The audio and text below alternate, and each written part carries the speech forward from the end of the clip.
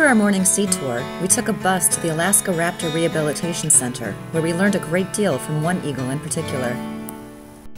This is Sitka, and Sitka came into our center in 2002. She was hit by a car. She was rolled underneath of that car. She lost her rearmost toe on her right foot. They capture prey on average once out of every 10 tries, and she would be definitely limited with one foot. That injury, along with a partially severed tendon in her right wing, has left her non-releasable. They change plumage each year until they attain adulthood, which is where they get that white-headed tail, the yellow beak and eyes. Before that, they're covered in dark brown feathers in their first year anyway, and maybe in their second year they've almost got a completely white chest and back. So they go through different stages like that. Once they reach adulthood, you just can't tell their age.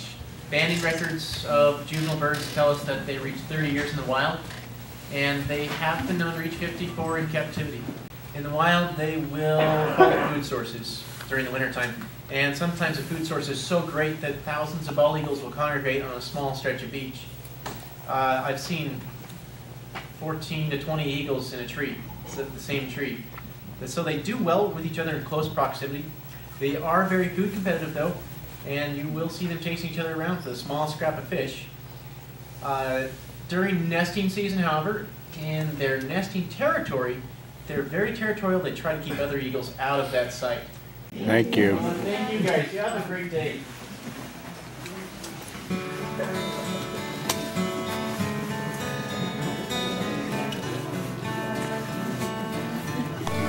Sitka was just one of several bald eagles we met. To know these birds will live out their days safely in a green, naturalized setting near the sounds of a rolling stream brought peace of mind for us, and no doubt, for them. We also met a golden eagle and a great horned owl. Owls have spectacular binocular vision, allowing them to pinpoint prey and see in low light. The eyes of a great horned owl are nearly as large as those of humans, but instead of turning their immobile eyes, they turn their heads up to a full 270 degrees. It was feeding time for this raven, who couldn't have been happier. And this peregrine falcon had his beautiful wings on display for all to see.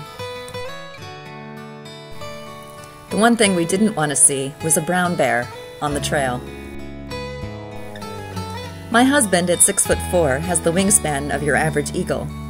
At 5'8", I measure up only as prey.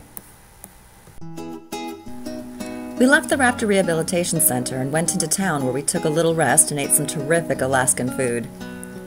Walking near the water, we saw a Tlingit totem, of which each upper symbol relates in meaning to the one at the base. We hiked the steps to Castle Hill. The views from here were something to behold. Castle Hill is an historic site of native Tlingit and Russian forts, although neither remain today. Here, in 1867, the Russian flag was lowered and the American flag was raised, marking the transfer of Alaska to the United States. We learned that Mount Edgecumbe, the dormant volcano which last erupted in 2220 BC, was also the site of a classic April Fool's prank, when a local prankster named Porky Bicker flew in and ignited 100 old tires in the crater. We stepped briefly into St. Michael's Cathedral, a cathedral of the Russian Orthodox Church, a National Historical Landmark since 1962, and a notable exhibit of Russian influence on North America. And then we entered the beautiful harbor with a backdrop of snow-capped mountains. This is where the working boats are docked. These weather-worn boats tell the story of the daily fishermen who make their living in Sitka, selling the freshest of fish, which is often eaten while on the go, walking the streets of town. These boats bring in salmon and halibut and offer fishing tours for visitors.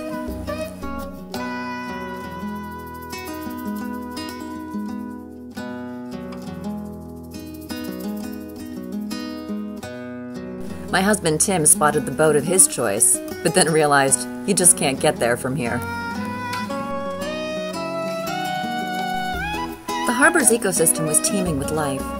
We saw ravens, an abundance of seaweed, schools of small fish, and a jellyfish.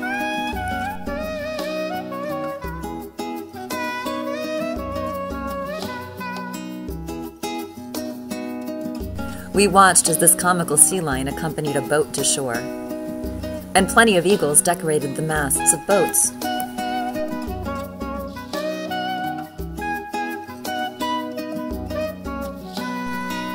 After taking in so much of what Sitka had to offer, it was time to head back to our ship, the Amsterdam.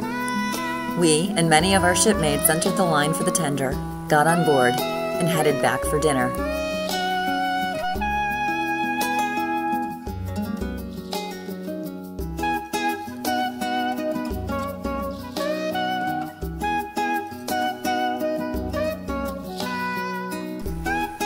We pulled away from Sitka, saying goodbye to its now foggy, snow-capped mountains.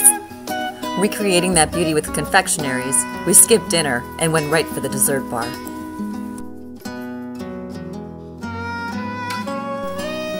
With bellies full of sugar plums, it was time to retire until our next stop in Ketchikan.